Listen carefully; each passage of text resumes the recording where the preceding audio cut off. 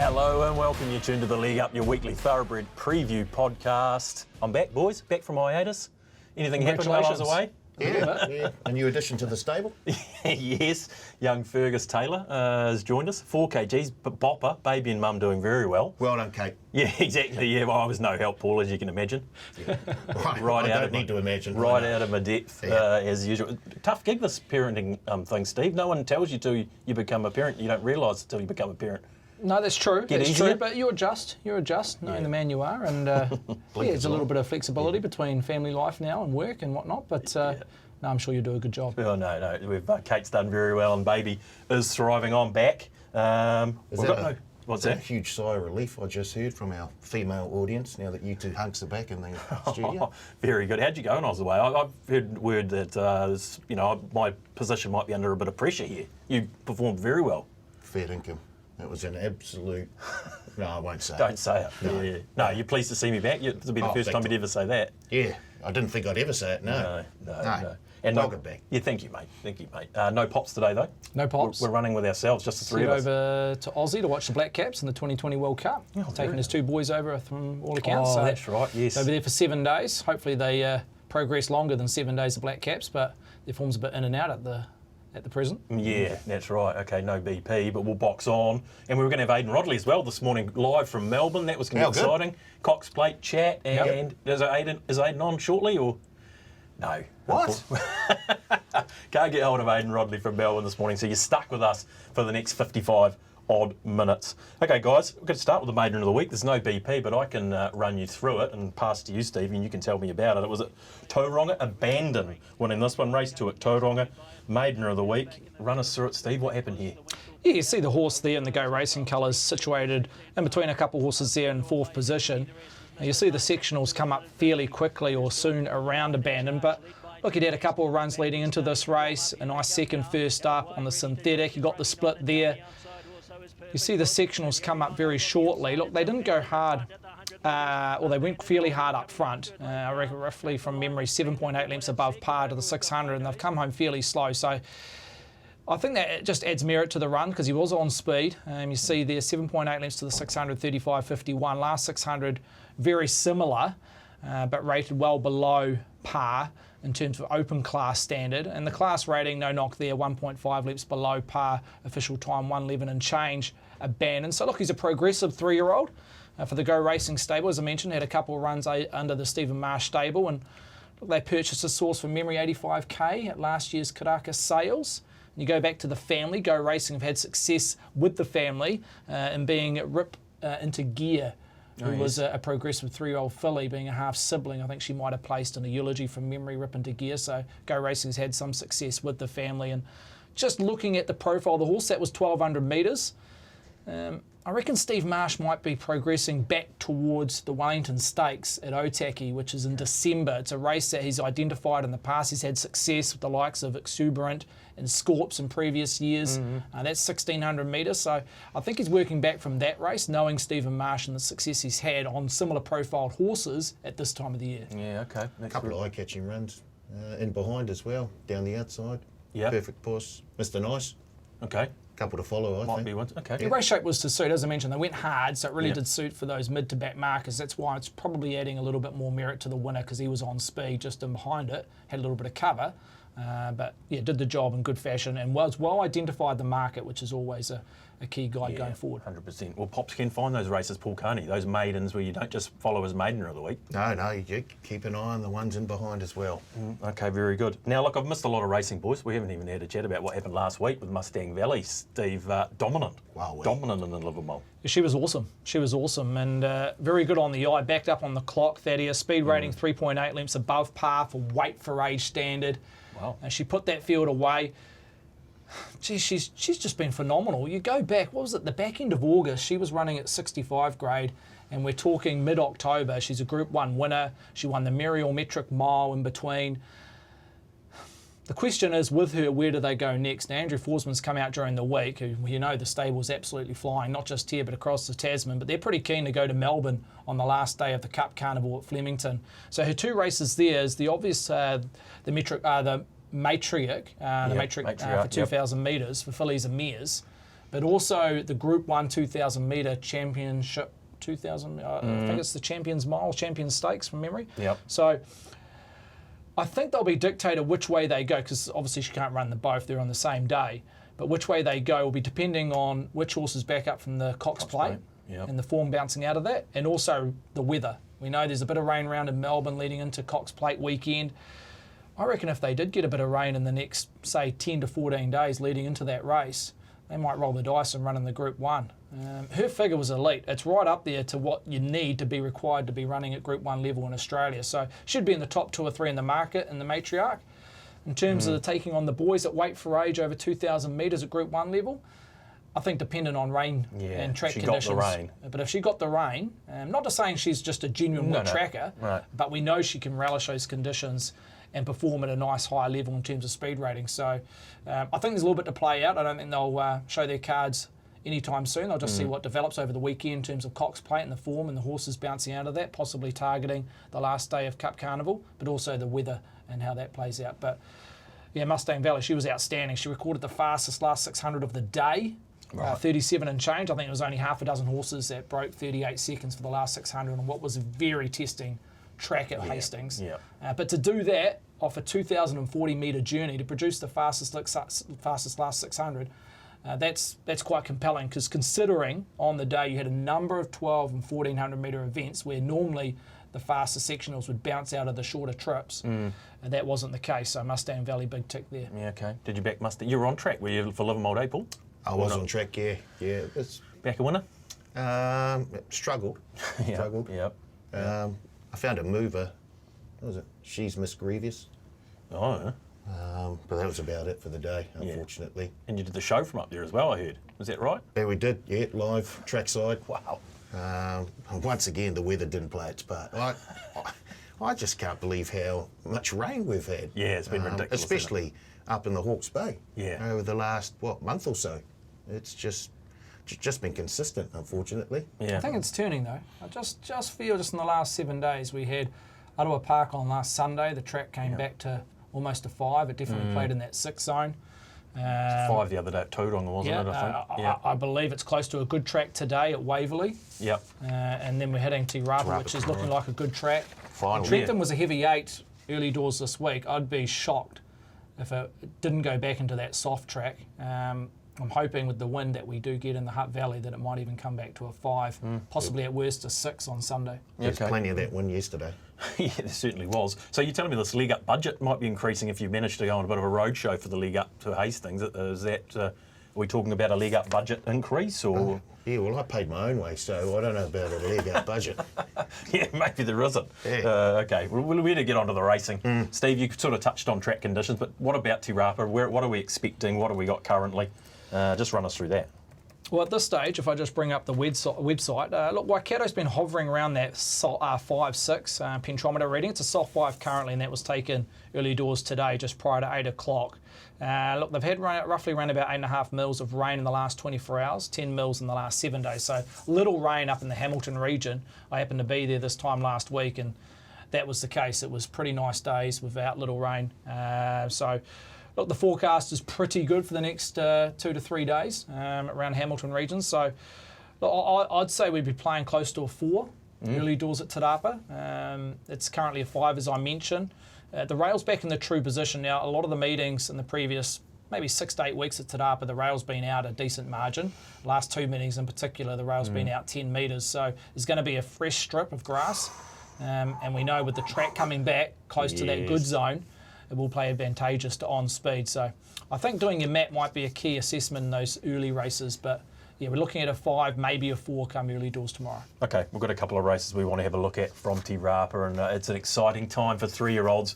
Here's the Sarton market. Steve, run us through it for the 3-year-old colts and geldings, but I think there's a filly in here as well. There is a filly, probably unlikely to start with no jockey, number 12, Academy Award at 51, but back at the pointy end of the market, Sacred Satono, $3.60, got as short as $3.50, just back to the original price. Second best bat runner. The best bat runner sits with number 1, Dynastic, $4.50 into $4.20. And just the weight of money I'm seeing around Dynastic, it's really going to challenge that top line of betting come tomorrow afternoon. It holds 2 times more money than Sacred Satono. So punter's fairly keen at the point end of the market. A Wild Night, $6.50, holds that price or the original quote from Wednesday. Mr. Mojo Rising, $8.50, opened at $8, got to $8.50, now at $9 early doors Friday. Desert Lightning, 12 into 9, so a little bit of a firmer in that middle market. Waitak probably wanted to see a little bit more money here, Thaddeus. It's first up. It's the one horse resuming out of all these horses here, so out of a stable that can be astute, as we know. It's just a little bit soft, 8 out to 9. Leadox, one of the horses like Desert Lightning, has been identified in the middle market, 12 into 11. From that draw, will look to go forward. Fritzen, 13 out to 15. Goldberg, spec, but just a couple turns outward out to 21. The Racketeer, $21, a stablemate. Metrical, 51 at Academy Award, as we mentioned earlier on. The one filly in the race, unlikely to start at 51. So overall summary, very keen at the 1 and the 3 and the 1 with Dynastic, the best lead I can give. Have they got the wrong favourite here, Paul, or what? I think the market's telling us that the bookies probably do. And it wouldn't surprise me to see Dynastic actually start fave come race day. I guess punters are just sort of catching on to the Opie Boss and Mark Walker combination. It's a good combo. It's quite a successful combination. Yep.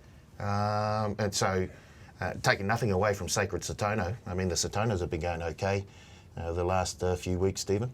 Oh, I was wondering when you get that Kabuji reference in. Well done.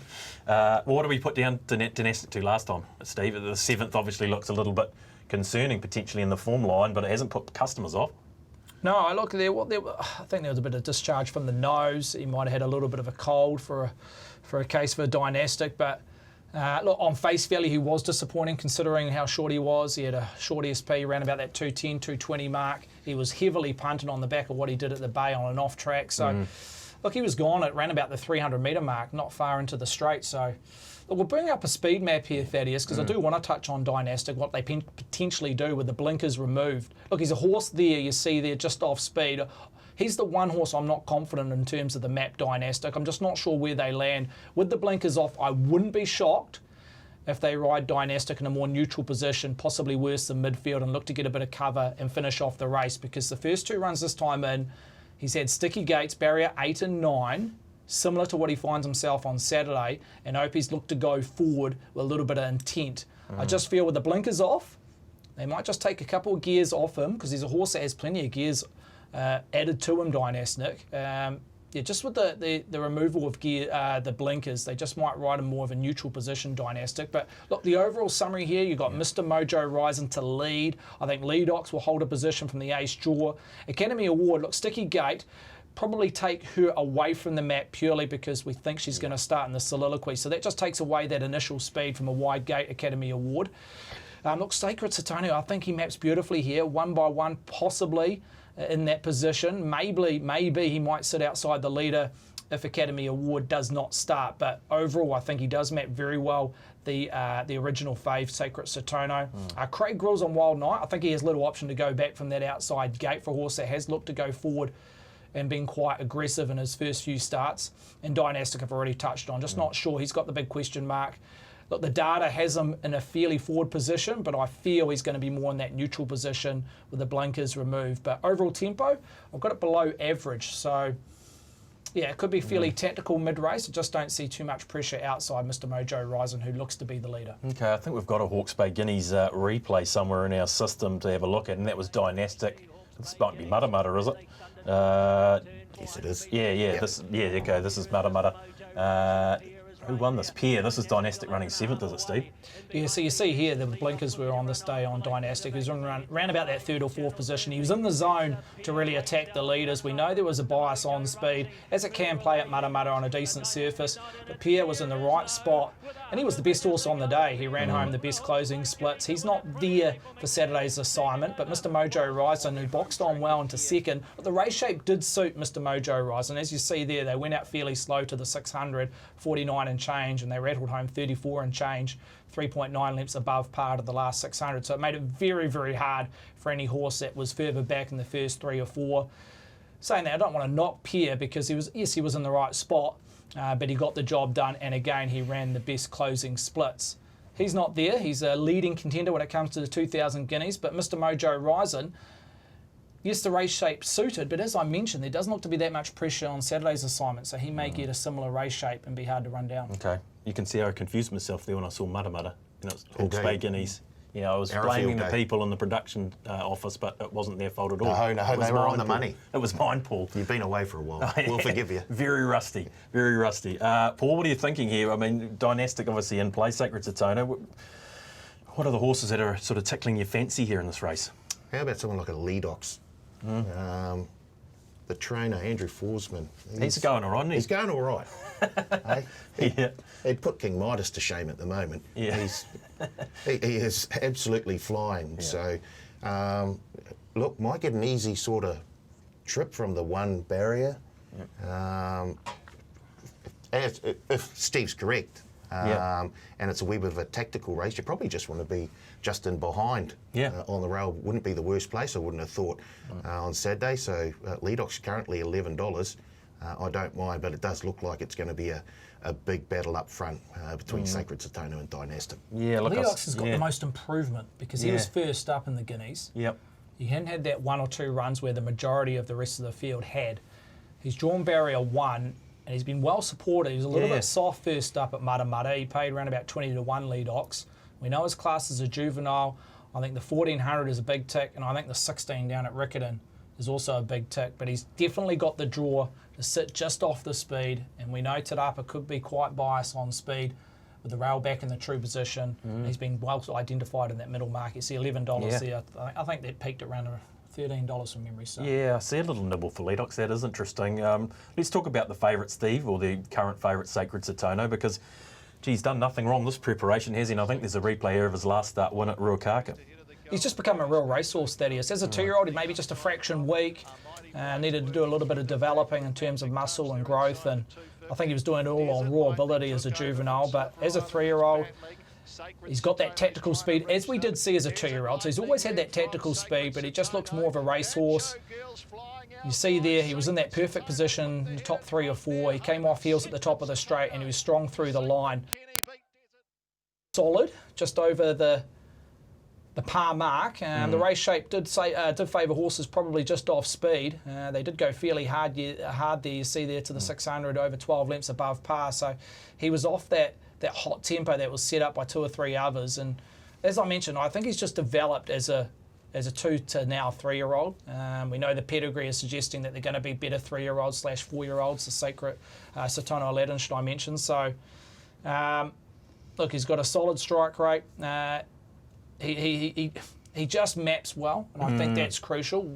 Around Dynastic, where I'm just not sure where he maps. As I mentioned, I think they'll be more neutral of Dynastic, but I don't know the inside word of how they're going to ride him. But they do have the key around Opie having to assess that. But he just maps beautifully. They can weigh up plenty of options here. If they do go slow, he can just sit outside the lead. Or if there's 2 or 3 that suddenly, because you've got to remember, a lot of these horses have a small sample size. So when it comes to the mat, it is a bit of a low confidence assessment. There may be 2 or 3 horses that look to go forward from previous runs where they have just been more of a mid/neutral performance on the map, and the whole race shape changes. And the key around Sacred Satona is that they can elect a few horses to go back and take a bit of cover and still have a dream run in that 3rd or 4th slot. So he's got some options there, Sacred Satona, and yeah, look, I think I priced him favourite, obviously, at $3.60, $3.50. Dynastic just wasn't sure. I think you've got to trust Dynastic and what he's shown at the Bay. Obviously, he's got a strong SP profile that will hold his price. He's run about 210, 220 last start at Mudda Mudda, so...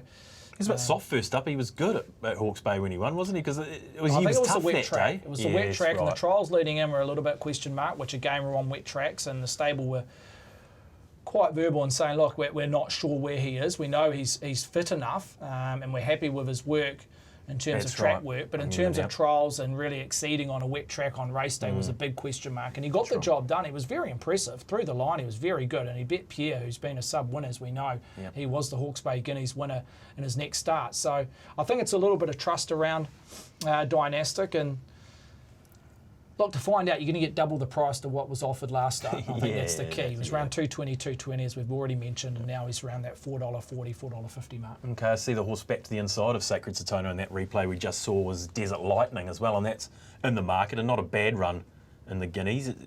It's Desert Lightning. Yeah, look, I think you can make a case. Again, he'll be a horse that probably sits in the first half a dozen Desert Lightning from a barrier of 16. I think he's kind of been one run behind a lot of his rivals here. And now he's had those 2 runs in. Third up, he's probably looking to peak. It's almost D-Day for him. If he was able to run in the first 4 or 5, they would look to progress towards the 2,000 guineas with him. And he's been well identified, 13 to 9. And again, if you link up the form around Sacred Satono, maybe the disparity was too great. $3.60 playing, $12, $13 earlier in the week. So some punters have shopped up that price and now trading single figures. Yeah, okay. Paul, sort of final thoughts, last thoughts. Leadox obviously at $11, sort of tickling your taste buds. Is there anything that we haven't touched on or that you need to include? How are you betting the race, I guess? Well, I've got Leadox on top. Oh, really? Okay, yes, very yes. good. I'm taking the $11 and I'm Yeah. also going to have a little stab at the 16s on Leadox and the 2,000 guineas futures. Yeah, very good. Because Good I think idea. that'll disappear quite quickly on Saturday. So yeah, and future-proof as well. It's a time for us to plug future-proof as well. Indeed, yep. You can, I guess, almost have almost a risk-free bet. Back any runner in those futures markets. If they don't make the final field, Yeah. you get your money back up to $50 as a bonus bet. Okay, so we're going to have 50 on at 15s, 750, and if he doesn't make the race, we get $50 Get your back as a bonus $50. bet. Yes, and you can back as many runners as you like as well. Yeah, oh, that's the other thing. It's not just your first bet, is it? No, as Yeah, many okay. runners as you like. Okay, so you got Leadox on top, $11. Paul mentioned the 2,000 guineas. It's going to have a bit of an effect on that. And what are your final thoughts on the race? Which way would you be going, Steve? I'll be leaning towards Sacred Satono just purely on the map v Dynastic. I think Dynastic probably has as much ability, if not more, than most of the fields from what I've seen thus far. But just hard to back him with confidence after his last start at Matamata. But wouldn't be shocked at all if he came out and did the job and bounces up the price ladder in terms of the 2,000 guineas, where he sits at roughly around about that $7 quote, similar to Sacred Satono. Wild Knight's an interesting horse. Now, we've forgotten this horse. He's $6.50 currently. Yeah, true. He did a good job beating 65 gallopers at Matamata on the same day. On his speed rating to what was produced in the Hawke's Bay Guineas, probably needs to find a couple of lengths, but on that win, he was 3-4 wide on speed, had to cover ground and facing the breeze. So there was a lot of merit on his win on the eye, and then on the clock, as I mentioned, just has to improve 1 or 2 lengths. Now, he's one horse that's not nominated. Well, he was originally nominated for the 2,000 guineas, Okay. but was withdrawn a few weeks ago, Wild Knight. So at this stage, he is not in the 2,000 guineas. If he was to win this race, a bit of deja vu from 12 months ago, with Paranui Bay, Yes. who won the Sarton, but again wasn't nominated for the 2,000 Guineas, so they had to bypass that and keep the horse to the north.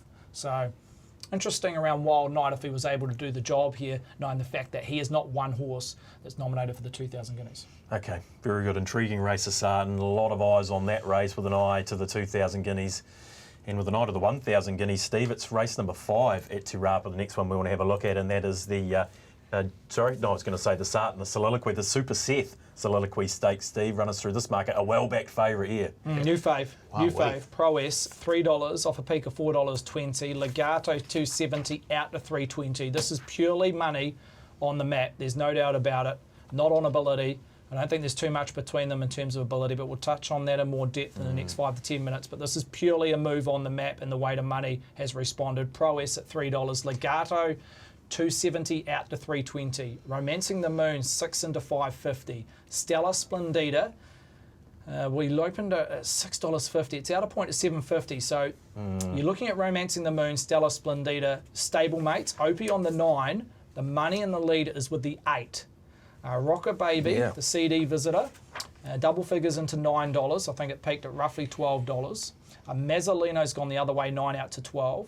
And then there's a separation. You'd almost call them the second division. Flamebird, 26 out to 31. Miss Nico Bell, $31. Reinach at 31. Val Desoldo also at $41 with Nacho Girl. Look, Nacho Girl's been specced. A lot of punters backing this horse at 1x3.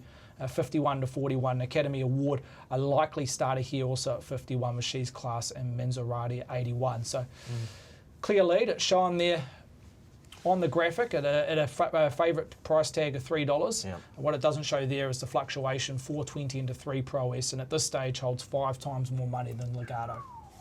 Don't forget to back it here. They're in. If there's one type of money I like, it's early money. yeah. You like all money, to be fair. Well, to be fair, yeah, don't see a lot of it. Oh, yeah. But Pro S, I mean, we got some really, really smart fillies here. It's a wonderful field. But yeah, the money tells me there's one place to look, and that's Prowess, the James Wellwood runner. So I'm happy to go there. Yeah. Obviously, Ken and Bev Kelso will have a little bit to say about that with Legato, but she's drifting out to a backable price as well. If this continues, Not suggesting back them both, though. If we can get 3.5, I'm happy to have a little stab on Legato as well.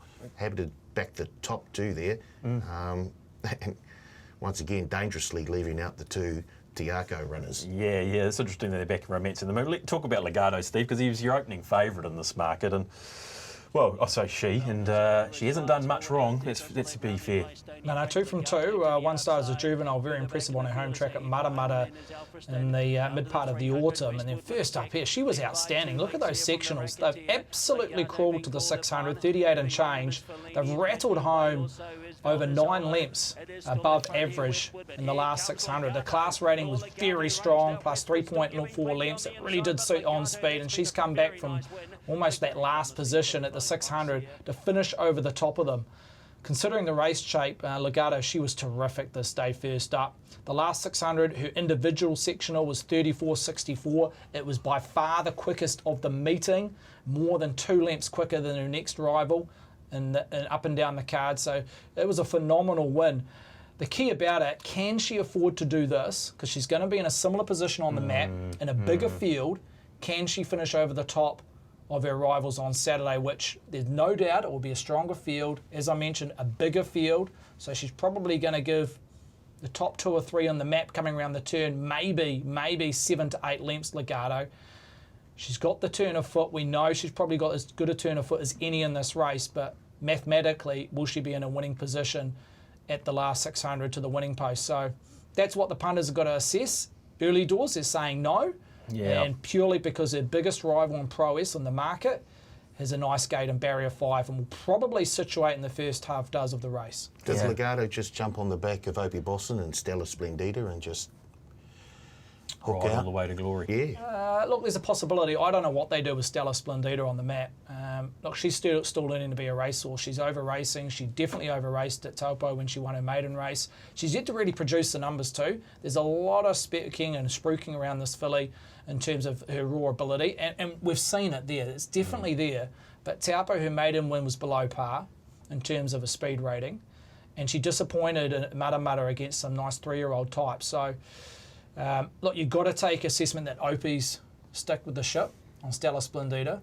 You've got to respect the word out of the stable. They have a lot of horses to compare ability, and obviously she does the work on the track. She's beautifully bred. She just needs to learn to be a racehorse, and I just don't know where she maps purely to that. They'll desperately try and get some cover with her because she can over race, but she's still working it out, and that's maybe her biggest negative when she's looking to topple some really classy fillies. Okay. Those the figures that you produced for Legato, I'll get there in the end. Just interesting though, aren't they? Because if you looked at that on the eye and you hadn't looked at the figures, you'd think, oh, it's a sort of potentially a battling run. She got there, did the job, but then when you can crunch the figures and see, well, to come from the position she did was extremely good. Extremely good, phenomenal, really. On the eye, it was very good. It just adds another element to her win. And knowing the fact, you look at all the other horses in that race, there was hardly a positional change from the last 600. All those horses basically coming around the turn held their position to the finishing post, where she was the one horse that was finishing over the top of the other horses / rivals. So yeah, it was a phenomenal win. But again, she'll have to do something very special because she's going to be back probably in the last third at least from her draw. And they won't try and ride her forward. They'll know that her grand final is in a few weeks' time. They won't want to change her pattern in terms of racing style. They know that, look, I think they're going to this race now that she's drawn a wide gate. If she was to win, it's a bonus. Yeah, But if she's running home strongly into that top 2 or 3, that's a perfect tick heading towards Riccarton, where she's going to be suited to the mile. There's no doubt on pedigree and on a type. 1600 will be her wheelhouse, but also the big roomy track at Riccarton. Yeah, okay. Currently favour the 1,000 guineas. Legato 340, is it? Prowess? Prowess falls. Well, I think you changed the draws for Saturday's assignment, and you probably changed the terms of volume of money that's been taken on either or / individual horse, and obviously the betting ladder. You definitely have Legato fave, but Yeah, it's intriguing, but I do feel the money is just purely on the draws / map. Okay, you like Prowess though, Paul, and I think there might be a replay here for you, but this was pretty impressive on the synthetic, wasn't it? It was indeed, and it was impressive. Good return, Steve, from Prowess. It did what she was expected to do.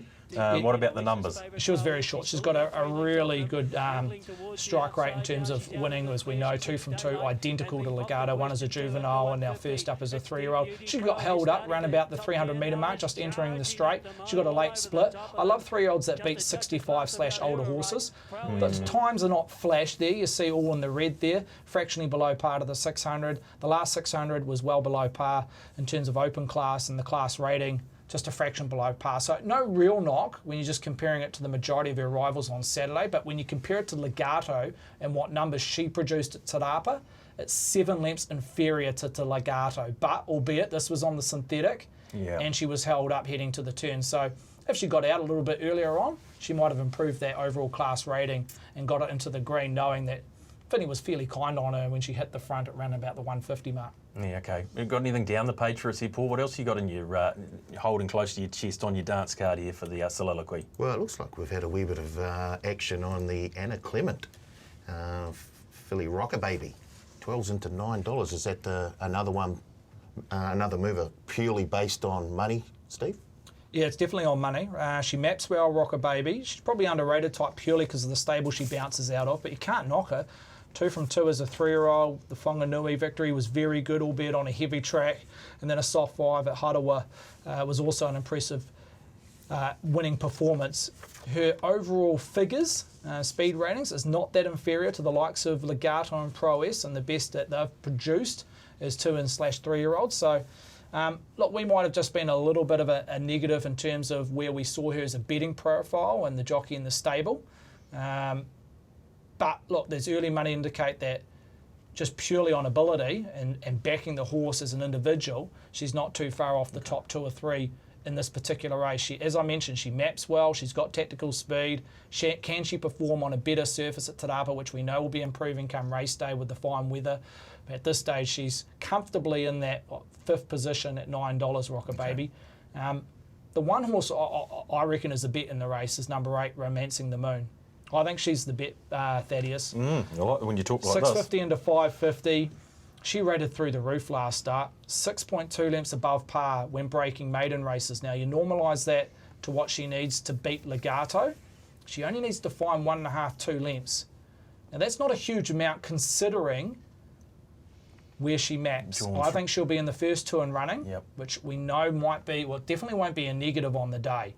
In fact, it could be a strong positive. She's going to be the first 2 in the running. Yes, early doors, her form suggests she wants a little bit of juice in the track, so I'm hoping it holds to a 5, but even if it gets to a 4, you'd have a slight question mark around Romancing the Moon. But I just feel there's a sense of timing. She's improving every start. You see these 3-year-olds, they can really spike in terms of performance and figures. And that win at Matamata, it was very good on the eye on speed. As I mentioned, it rated through the roof. One of the performances on the day was Romancing the Moon. And yeah, just from that draw, she's going to be in the first 2 and running. She's going to be hard to catch. She's going to be very, very hard to catch. She's the one bet for me. I'm not saying she, on ability at this stage, she's better than Legato or Prowess. No.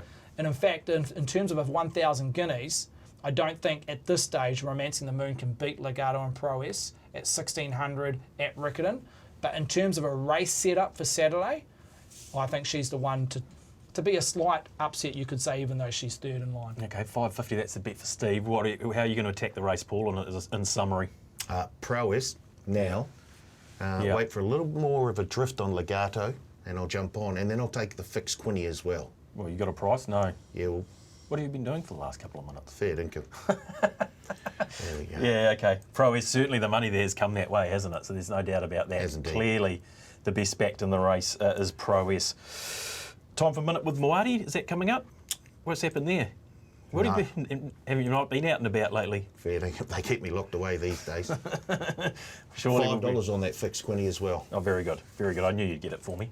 $5 Pro. That seems all right. Prowess, Legato. Yeah, okay. Seems very, very nice. Yeah, okay. Which way would you be leaning towards, Thaddeus? In that race? Oh, I think Proes can have improvement, and I just like the draw. I just get, for all the same reasons you mentioned about Legato, I just have a bit of a concern about where it's going to get to and whether she can pick him up like she did first up there. But it's going to be an Quite intriguing often they're a race. grand final stable, the Kelsos, Yeah. and they'll take that on the chin. They'll go, yeah, look, unfortunate. Yeah, that's the Initially, way they it would have is. been disappointed with the marble that Legato got, but they won't change their plans. They'll go, look, we'll just put her out the back. We'll take her to the outside. It'll be tempo related where she finishes. Bonus if she wins, but Yeah. if she's running home stronger than most, it's all onto the 1,000 guineas. Exactly. Okay, we better get down to Riccarton. We want to look at a couple of races down there. Big day. We better get Millsy will want us to get down to Riccarton and look at a couple of races. What about the weather and track, Steve? It looks like it could be pretty good. Yeah, they've had a good sprinkle weather in the last fortnight, you'd say. It's a good four at present. Again, little showers forecasted. They've had 7 mils, or 10 mils. What are we looking at? 7 mils in the last 24 hours. Well, no, sorry, no rain in the last 24 hours, 7 mils in the last 7 days. So, look, good four. Should be performing in pretty good condition, Riccarton. We know their carnival's just around the corner, so the track should be in really good nick. This is the last meeting in terms of leading towards Cup Week, so it's interesting in terms of how horses will perform. I think there'll be some nice form that you can bounce off leading towards Cup Week, the 1,000, 2,000 guineas, the Copeland's Mile, etc. So, Yep. the track, no knock, good four with little rain forecast. Okay, run us through this Water Cream market. It's race number 8 on the card, 1,600 for the 3-year-olds. So they could have a bit of a throw, you know, they could have something to say about a 2,000 guineas market and 1,000 guineas market as well, Steve, but a pretty dominant favourite here. Yeah, dominant. Cognito was very impressive winning last start. $1.85, peaked at $1.90. Clearly the best back runner, accounts for 60% of the hold and holds 6 times more money than the second elect in Marlborough Bay and Diz is Dramatic, who hold that second line, $5.50 each of 2. Chibano at $8. A little bit of a shortener there, 10 into 8 for the Pitman stable. A Blue Solitaire double figures, $10. Malulabar 21, Mr. Twinkletoes 26, and Dalmecano and It's Not Unusual $41 each of 2. But at this stage, Cognito, a pronounced fave, a well-backed fave, and a strong lead, and probably one of the better back runners, not just at Riccarton on their card, but also at Te Rapa. So Cognito, $1.90 and $1.85. No doubt it will start in the red. Yeah, there's a lot to like about it, and you know, the combination, those colours for starters. But I mean, that last start win, and I think there might be a replay of that of Cognito's win. I think the Guineas trial, Steve, was pretty impressive, and he beat a few of his rivals here as well. Well, you see a lot of these horses. I think there's one horse that doesn't contest Saturday's assignment, but you've got Diz is Dramatic, who sat on speed there, second out on the Go Racing colours. You've got Marlborough Bay, who comes out there 3 wide in the Tiakau stripes. And Chibano, who came right down the outer. Now, Chibano's had a run since this particular event, just came to the end of it in the last 200 metres. But the key around the eventual winner, Incognito, is the race shape. They went fairly slow up front. I think they're supposed to be in the red, 7.9 lengths below par, and they've rated 1.2 lengths below par in terms of the last 600. So you see there quite a big margin in terms of below par to the 600. So it's quite tactical, small field, a real sprint home. It was quite congested coming around the turn. He got held up roughly around about that 250, 300 metre mark, Cognito, and then got the gap and pierced through. I think the margin was quite flattering on the Beaten Brigade. I think if there was a stronger tempo and he got out a little bit earlier, Cognito, he would have put a margin on them. I think the official margin was round about just under a length. I think he could have put 2-3 lengths on them if it was run at a more true tempo. So I think he's got a clear edge against his rivals here, and I'm not surprised that the $1.80 has been shaved into $1.85. Paul? Right, I'm going to go against Steve's numbers here. Yeah, I was hoping you'd say this. Yeah, so look, we just saw what This is Dramatic, only a length off Cognito there, and we're getting $5.50 here as opposed to the $1.85 on Cognito. So I think This is Dramatic is certainly worth a little stab. The extra furlong, I think, will definitely help. It just kept fighting and fighting. Yep. Didn't give up. No. So, yeah, I do like the look of This is Dramatic at $5.50. And I thought Blue Solitaire, they may have yes, very good. Carry on. She may be a sneaky good runner for the Kennedy Furlong I agree. team. I read it up and look, drifted out to $10 now. I think that is a backable price. I agree with you, and I thought the extra 200 will help too for Blue Solitaire, do you Yes, think? big time. Yeah, okay. Steve, what about Blue Solitaire?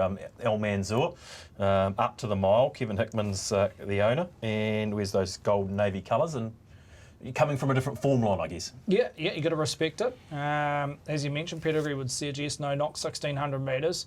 Was really good on the eye. It'd have to improve a little bit in terms of speed ratings to what it's matching, or it's going to have to achieve to beat the likes of Cognito, even Marlborough Bay and This Is Dramatic. But we know these 3-year-olds, as I mentioned earlier in the show, can spike quite rapidly from start to start earlier in a career. So, look, I don't want to totally knock it. Samantha Wynn's riding in a purple patch of form thus far down south, not just on horses that she's not training, but clearly on horses that she is training as well. So look out for that combo. But yeah, look, I just can't go away from Cognito purely because the race shape was against him. He managed to get that late split.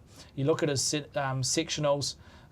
He rated the fastest last 8.64 200 splits, with the last 200 over 2 lengths faster than the next rival in that race. So it's hard to think any horse that ran in that race leading into this can turn the tables. I get that This Is Dramatic's going to be on speed and blinkers are added, and possibly the 1600 is going to be a bonus as well. But I think Cognito's going to eat up the 1600, being by So You Think.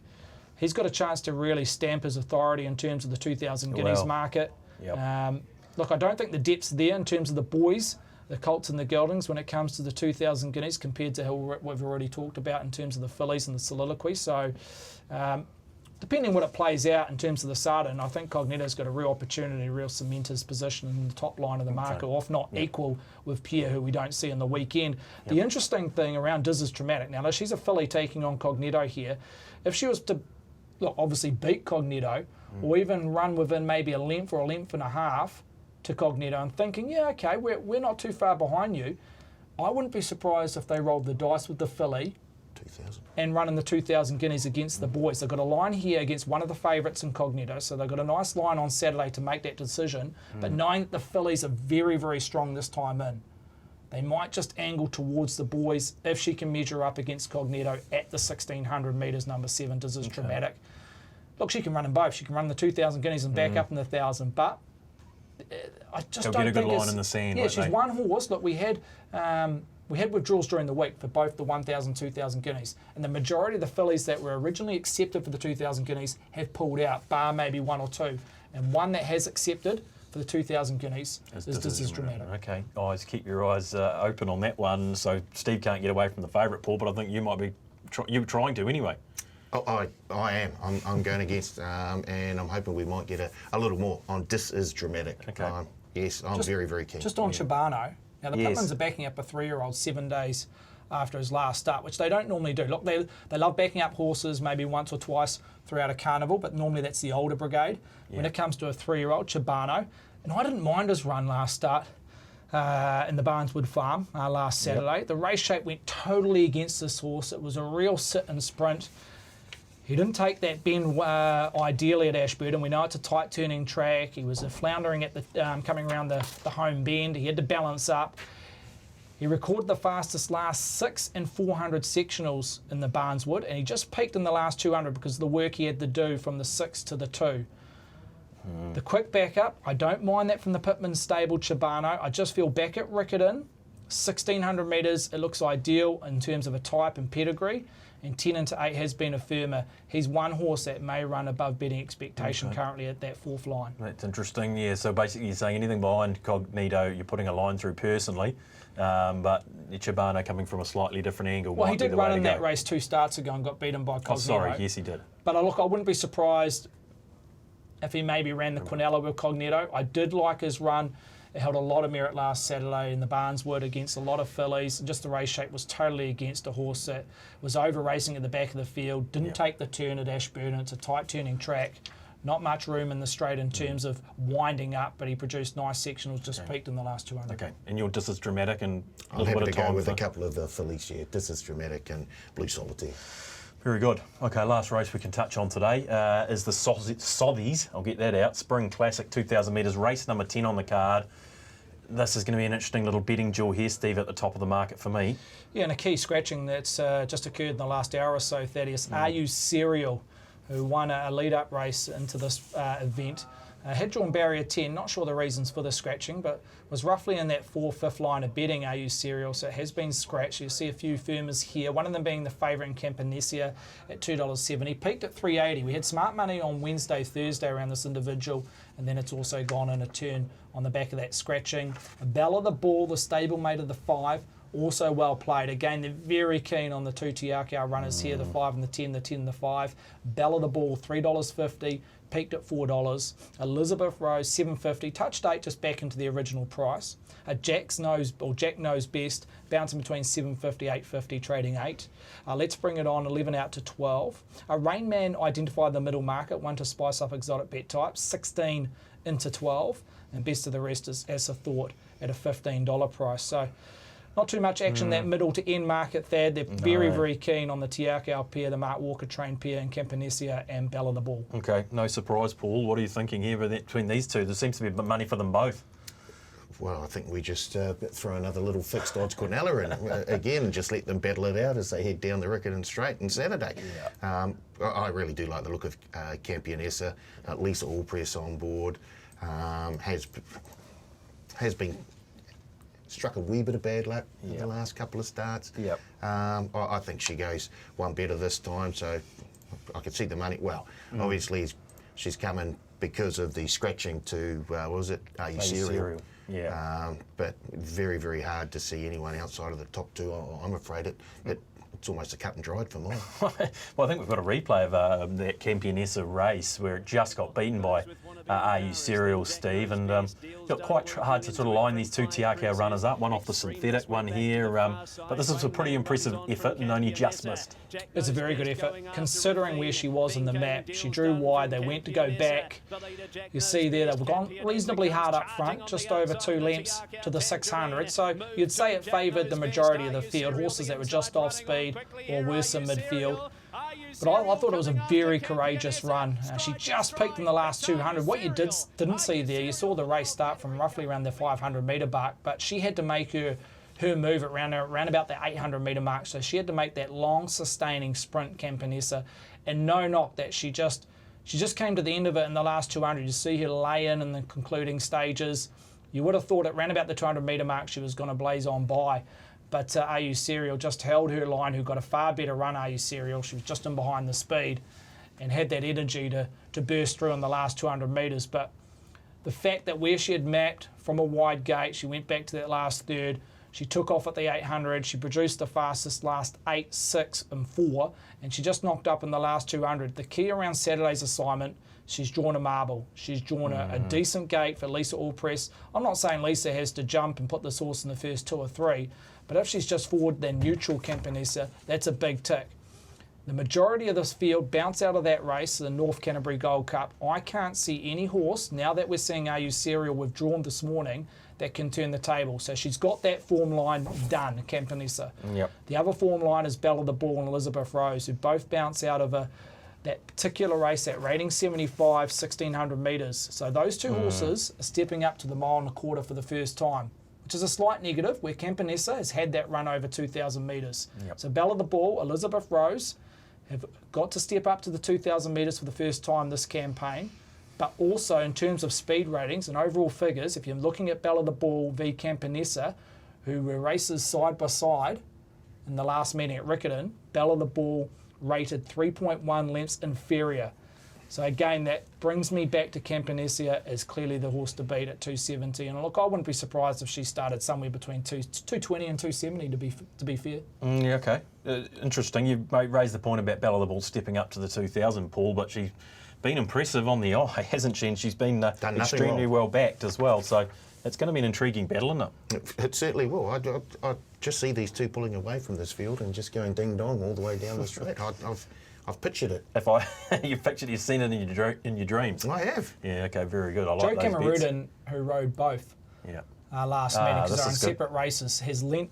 Now I don't know if this is a decision if he had the call or Lisa always had the call on Campanesia, but if he did have the call, he has gone with Bella the Ball. Okay. But look, I don't know that for sure, but you'd guess that he had the opportunity to ride. either two, and he's gone with Bella the Ball. Okay, that's very interesting. Okay, so you invite Tenalia to one? No, you're just going to Quinella and that's it. I'll take the Quinella. Okay, Steve's keen on Campionessa. That's going to be an intriguing little battle, and it'll be a market worth watching very closely to give you a bit of a lead coming up to the race. Cox Plate on Saturday, boys, as well. This is when we're going to have Aidan in on live cross. Wouldn't it have been great? You know, get him at the press conference. I think he's on to his second breakfast, unfortunately, Aidan, but he's not here. Got Cox Plate memories, favourite memories, Paul? Oh, equine immortality. Oh, yeah. I've got a bit of I might have a Bone Crusher clip for you. Have you? Yeah. I always think Bone Crusher, Waverley Star at this time of the year. I think we might have a few calls of Bone Crusher and Waverley Star, hopefully teed up somewhere, and the boys have left me floundering. But Anamo's going to be hard to beat. Here we go. Oh, here we go. I knew they'd come good. Frank O'Brien. So different callers. Let's listen to them. Frank O'Brien first. Opposition, Drought in third placing, followed by Dinky Flower and Drawn. Here's Bone Crusher raising another effort. The two New Zealanders turn for home with Bone Crusher, a narrow leader from our Waverley Star. The Filbert battling on. Bone Crusher and our Waverley Star, stride for stride from the Filbert. This is worth coming miles to see. The Bone Crusher on the outside. They hit the line. Bone Crusher beat our Waverley Star in one of the greatest races ever. 300 to go. Waverley Star the leader, 3/4. Bone Crusher is under the whip in second placing, 3 lengths to Drought. Around the home turn, and it's our Waverley Star the leader, but Bone Crusher responds. Bone Crusher's race to the front now from our Waverley Star, then Drought and the Filbert. Bone Crusher and Nick in front. Our Waverley Star's coming again on the inside. Our Waverley Star getting the Bone Crusher. Bone Crusher and our Waverley Star lead the line. Photo. Bone Crusher. Bone Crusher's wanted to hit our Waverley Star. That is the best race you'll ever see anywhere in Australasia. Waverley Star's about 3/4 to Bone Crusher. They're both under the whip. 4 lengths to Drought. Then Drawn and Dinky Flyer on the turn. These two mighty chestnuts. Waverley Star a long neck. The Bone Crusher draws level. 3 to Drought running on the Filbert. Bone Crusher's taken the lead from Waverley Star. The Filbert running on the Bone Crusher and Nick in front. Waverley Star comes at him. 50 to go. Bone Crusher and Waverley Star. They're going to hit it together. Bone Crusher and Waverley Star. The Bone Crusher. The greatest race I've ever seen. Our Waverley Star will want to be far up. Here's Bone Crusher. He's pulled into the outside, shooting around them, and our Waverley Star's going with it. Aberidi at the head of the others with Drought, Dinky Flyer, the Filbert and Tristram. Here come the New Zealanders, our Waverley Star and Bone Crusher. They've raced to the lead, 600 out. Have they gone too early? 2 lengths to Drought running up the third from Society Bay. They were followed then by Drawn under the whip at the head of the others, Dinky Flyer. But our Waverley Star, he got a half length to Bone Crusher. He's gone for the whip on Bone Crusher. 3 lengths to Drought, followed then by Dinky Flyer and Drawn. But the two great New Zealanders have come away on the turn. Our Waverley Star a half-length Bone Crusher. The big red won't give in. Drought running on. Bone Crusher responds to the whip. The roars of the crowd. He races up to our Waverley Star. 100 out. Bone Crusher, our Waverley Star. Stride for stride. Nothing in it. Our Waverley Star, the rails. Bone Crusher, the outside. And Bone Crusher races into equine immortality. $1.5 million as he photo finishes our Waverley Star. The crowd is roaring its head off. Hook it to my veins. How good was that, Paulie? Chills down my spine. Anyone beat Animo Saturday? What's happening over there? I don't think What so. about the track, though? Oh, look, Animo's no duck, but it can handle a bit of rain. Yeah. I mean, they're going to have a meeting, the Manikato meeting on the Friday night, and then, another 6 or 7 races before the Cox. 220 out to 240 Animo. Saki, 4 out to 420. Drawn the 1. I think they've shown their card there that it's going to lead from barrier 1. Yep. How about the Chris Waller import? There's a lot of talk about. It's down the bottom of the book. What is that? Third fave, $7.50. What's it called? El Bodegon. El Bodegon. Bodegon. Okay, that is first up over here, so that's going to be Couple of Kiwi breeds on Thunderstruck at 11 and Mr. Brightside at 14. Yeah, okay. Gold Trip on the quick backup. And Alligator Blood has to pass the vet check. Oh, right. Yeah, a little bit lame according to the local vets there in Victoria yesterday, so they'll do an inspection, if not today, tomorrow morning, and we'll see how that unfolds around Alligator Blood. There's always a bit of talking point and controversy around the 3, isn't it? No He horse's fault. doesn't sort of miss the controversy at any stage, does he, Alligator Blood? Okay, can't wait for Cox Plate Day, can't wait for it every year, so that's going to be something to watch tomorrow afternoon. I think about 7:10 tomorrow night at the Cox Plate. Guys, best bet time. Now, I'm seeing some improvement here in your numbers. We want to start with Pop, so I see still in the red, Steve. What's he gone? I think he's with Carmen Line, isn't he? Yeah, Carmen Line, race 9 at Te Rapa. Look, she had huge ability as a 3-year-old. I think she finished 3rd in the Karaka Classic on Karaka Million Night over 1,600 metres. It was all raw ability as a 3-year-old. She's had a couple of setbacks. The stable have been very, very soft on her. She resumes here as a 4-year-old. She's in the undercard race at Te Rapa on the weekend, as we mentioned, race 9 resuming. She's had a very quiet trial leading in. She came down the outer. I think it was either at Avondale from memory. And she was under a stranglehold coming down the centre part of the track, finishing just in behind the place getters. So she draws okay. I think she's around that 7 or 8 in terms of barrier draw. She'll probably situate neutral and she'll look to finish over the top of them. Well, that's what BP's hoping. I like it when BP tips the O'Sullivan Scott runner, Paul. You know, he tends, because he's got a little air in there, hasn't he? Tends to know. What a direct line, is that what you're saying? Well, so he knows when to back these O'Sullivan Scott runners. So I'll be following Carmen Line. Paul, you're still our star performer, I see. What have you settled on for your bet of the week? I'm heading to Te Rapa, race 2. It's maiden field over the 1,200 metres, and I like the look of 1962. Here we have finishing second Not sure about the Silks. at Otaki. 1962, I think that was the year you were born, Thad. But I'm sticking with Andrew Forsman. I mean, how good has he got? How many times has a Kiwi trainer gone over and trained 3 winners on Caulfield Cup Day? Sorry, 3. I was going to say double. 3 winners on Caulfield Cup Day. Yeah. He is flying. So when the man's hot, you stick with him. Yeah, Andrew 100%. Forsman, Craig Grills, 1962. Okay, very good. And Steve, your bet of the week is? Kempenesia in the Spring Classic over 2,000 metres. I think this is when she won last year as a younger horse. I just love what she did and what she produced. Even though she was a beaten favourite last start at Riccarton, over 2,000 metres, she remains at the 1.25 miles. The key around her about Saturday's assignment compared to last start, she's drawn a gate, lease or press. She doesn't have to hustle her out of the machine, but just in more of a neutral position. If she gets the right split, she can be dominant, Kempenesia. I think she has that field in terms of last start rivals covered. There's a couple of stablemates in the race that probably will be her biggest challenge, but they have to improve in terms of ratings and figures from their last start assignment. So Kempenesia, the best play for the weekend. Okay, plus 10% now, so you just creeping back. The cream's rising. I knew that would happen with you. You were always going to get away from the red, plus 10%, Stevie. Okay, guys, we better wrap it up. We're running out of time. I never thought we'd make it to the hour, but don't forget the Twitter price boost poll, Paul. Yep. Just head to @TOB_racing on Twitter. And you'll find the poll there, and the top 2 vote getters will be boosted on Saturday. Race 7 at Te Rapa, Sacred Satono. Race 9, Carmen Line. Well, you're getting, we've already got 1 vote from Well, there we go. Down to Riccarton, race 7, was it Dance Arena? Dance Arena, yep. Dance Arena, and race 10, well, here we go, Bell of the Ball. Okay, so leave a comment. Yeah, if you leave a comment, you'll go in the draw to win a $100 bonus bet. Okay, get on Twitter and vote for that. With plenty of things in play. I think the no deductions promo has been running and continues to run all spring long, so that's going to be fantastic. I know that's been very, very well received. Enhanced bonus back promo. What's happening there? Quickly in 10 seconds, Paul.